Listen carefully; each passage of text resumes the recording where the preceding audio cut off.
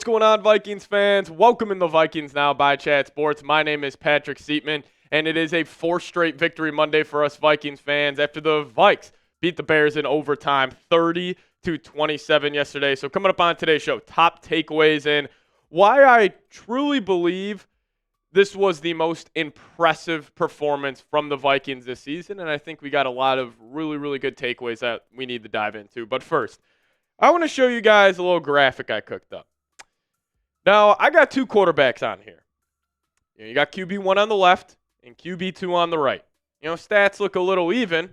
But I'll ask you guys this. What quarterback do you think is better? Is it QB1 or is it QB2? Because if you look at these two quarterbacks, it is actually Sam Darnold versus Patrick Mahomes. And there's been all this conversation of, Darnold's too careless with the football. Darnold's not good enough to get to the Vikings to the NFC Championship game, and I understand those concerns. But if you look at what he has done so far this season, he is outplaying Patrick Mahomes. He is fourth in TD passes on the year. His completion percentage is the highest of his career, and his QBR, ladies and gentlemen, is 101.7. So let's start off today's Victory Monday show with this. Let's show Sam Darnold some love down below in the comment section, because this man, no matter what he does, you will find some haters and you will find just some negative takes around the Vikings quarterback. So I want to show him some love. Type his jersey number. Type those 14s down below in the comment section. All right, top takeaways from the game yesterday versus Chicago Bears. Number one, it's got to be the 18 effect. Justin Jefferson. He was fantastic yet again yesterday, and he was fantastic in a way that he hasn't been fantastic so far this season, because we understand if he's one-on-one, you throw him the football. But if he's getting double, triple teamed on every single play, you got to let the others eat. And Jefferson talked about it yesterday after the game. He said, either let everybody else go off or let Justin go off. I'm going to let everybody else go off. And I know the whole debate around Justin Jefferson, Jamar Chase. I'll tell you what, if Jamar Chase had 2 receptions for 27 yards, and even if his team won and he had 2 players on his team go for 100-plus yards, he would not be acting like this. Vikings fans, be grateful that this is your star wide receiver. This is your star weapon, because we have seen over the past years that it is a very diva-ish position. But with how Jefferson has handled this situation, truly you wouldn't want more from your best player on your football team. And what Jefferson was able to do yesterday allowed Jordan Addison to put up a career high in receiving yards. Jordan Addison was just awesome. 8 receptions, 162 yards, 20.3 yards per catch. Obviously found the touchdown as well, which was a hell of a play on a crossing route in the back of the end zone. But I think we finally saw this Vikings offense starting to click on all cylinders. And, when you are able to take away Jefferson, yes, I would want Jefferson to go out there and have 100 yards every game. But when you're giving him the attention that he demands, it allows Addison to go for 162. Then it also allows TJ Hawkinson to go for 114 yards. And now I am just kind of playing other team defensive coordinator here. Like, who do you take away? And that's why it gets me to this. This offense, I think it was their best performance of the season yesterday, going against a top 10 scoring defense on the road in the division. This team is only going to get better offensively. Because now if you're the Arizona Cardinals next week, you're saying, okay, well, obviously we got to take away Justin Jefferson. Okay, but then Jordan Addison just had 162 yards. TJ Hawkinson's back in the fold. Even, their wide receiver threes, Jalen Naylor, Brandon Powell, they're sneaky. And all of this was without Cam Robinson, the left tackle, without Josh Oliver, who has been freaking awesome in the pass game this year. I'm calling it right now. What we saw throughout the first 11 weeks of the season was the worst version of this Vikings offense. From this past week 12 for the rest of the year, I think it's only going to get better here in Minnesota. Now, I do want to talk about the defense here, because I think a lot of people are going to be freaking out like, they got absolutely diced up by Caleb Williams. They got super soft at the end, and I totally understand that. But Caleb made some big-time plays yesterday.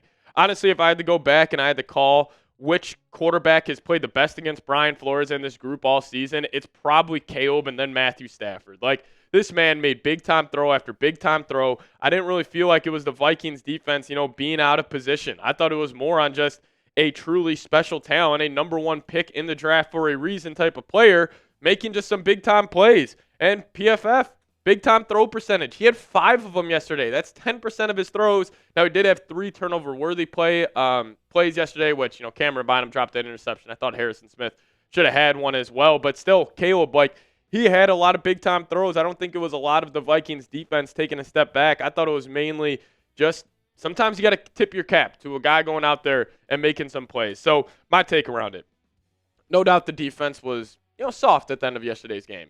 They just kind of went in a little Ed Donatello mode, but they still made enough plays in the end to get a victory. And, like I just said, sometimes you got to tip your cap to a young player finding his groove. And I think Caleb, we're going to be looking up here in a couple of years, and he's probably a top 10 quarterback in the league. I think this was his coming out party versus Brian Flores. So, they still made some plays in overtime. I mean, Jonathan Gernard, who we'll talk about here in a second, has just been unbelievable. But, I'm not really too worried about the defense. I understand if you guys are, but, again, you just got to tip your cap to a very, very talented player making some big-time plays. But speaking about the defense, I am wrong. My worst take of the season was that the Vikings don't have a blue chipper defensively.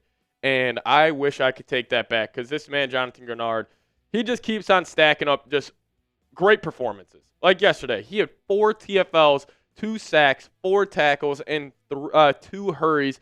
He was the highest graded player on the Vikings defense according to PFF yesterday, and he was just awesome. You truly need to double team him on every single pass rush or drop back pass. You need to at least chip him, put a tight end on his side, and that just allows other guys to come in free. But even that massive sack in overtime, the man's getting chokeholded, and he was still able to get to the quarterback, brought Caleb Williams to the ground like in the photo you've seen right here, and that really changed the momentum of this entire game. And PFF graded him out very well. 87.2 overall grade. He has been awesome, and, it's so funny.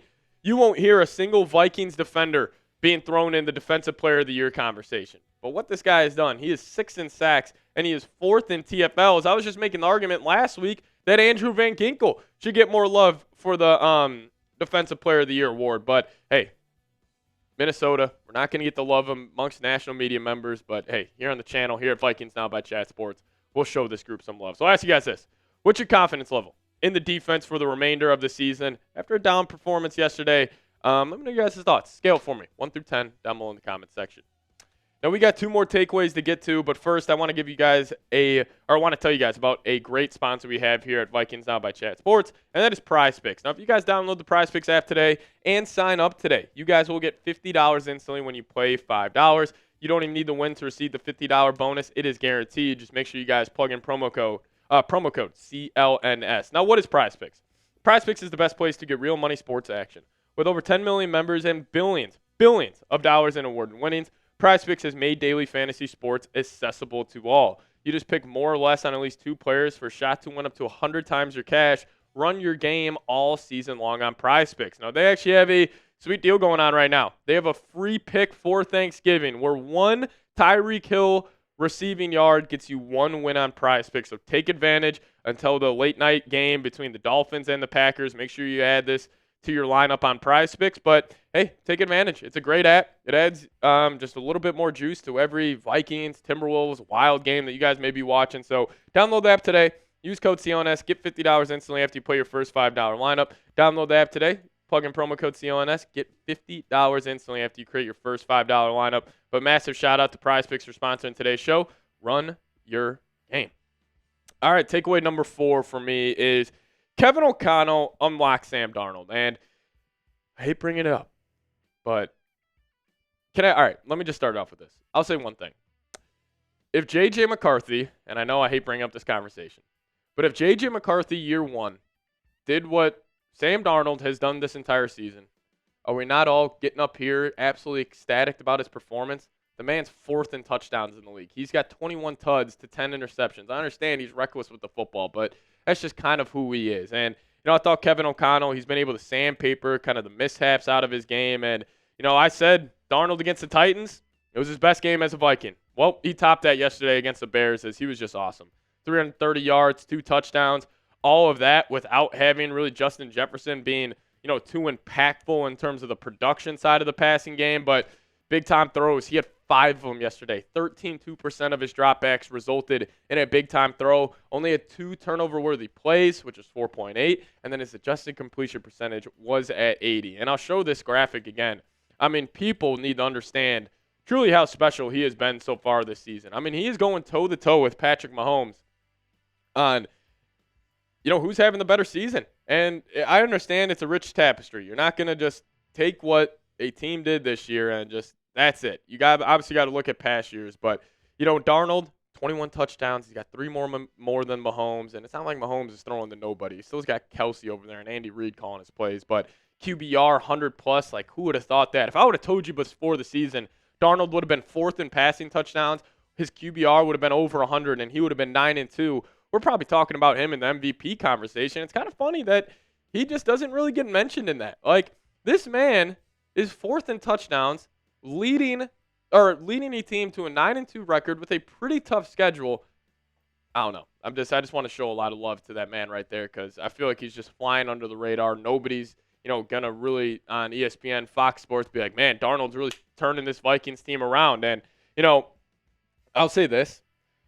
I understand that Kirk Cousins is a better quarterback than Darnold, but I think Darnold raises the ceiling of the offense because he's going to take more chances. He's going to have a lot more tight window throws, and yes, that will result in more interceptions, but it will also result in more big-time plays. And when you have a defense that is as stout as it is, sometimes you need a quarterback that's just going to let it go. And, it kind of falls into my last thing here. I think this team is special, and maybe I was just watching too much of the Kevin O'Connell post-game, when he's breaking down the team, and swear to God, I'm ready to put on pads and get out there and run through a brick wall. But, a lot of comparison to the 2022 team when they won, I think it was like 13 one-score games, won 13-4. That was a special year. But, like I just said, I think Darnold raises the ceiling of this group more than Kirk Cousins ever did. And, also if you're comparing to that 2022 team, like Jefferson's a year older, Addison's a year older, Hawkinson's a year older, and you got Brian Flores instead of Ed Donatel. So if I had to early kind of predict how this Vikings season is going to shake out, let's just say they don't end up winning the division and, they're on the road wild card weekend either against Atlanta or against Arizona or Seattle, whatever one of those teams ends up winning their terrible divisions. And then the Vikings are probably going to have a matchup with Philadelphia in Philly. And that game is going to be an absolute movie. But the Vikings' next 5 games. So you're 9-2 right now with 3 straight home games. I expect to win all these. I expect you to be 12-2. This would be a trap game. In Seattle, this Bears game is on Monday night. So a short week. You got to travel across the country to go take on the Seahawks. But they're a very beatable team. Vikings are a better team than them. And then you got the Packers at home. I expect you to win that game as well. Honestly, I would not be shocked if we're rolling into Detroit Week 18 with 2 14-2 teams with the division title potentially on the line. So, Vikings, you got a chance here to really rip off some wins. And, man, like we could be looking up, and the Vikings are 14-2 with a chance to have the number 1 seed. And then once you get that number 1 seed, you just got to win 2 home playoff games to get to the Super Bowl. So I'll ask you guys this. I got the Vikings. I'm going to say they go 13-4 then this season. Still a tremendous year. But you guys let me know your thoughts. Predict the Vikings record for the rest of the season. Also, give me a follow on Twitter. That's a handle right there, @PatSeeps. See you guys next time. As always, thank you guys so much for watching. Let's go Vikes.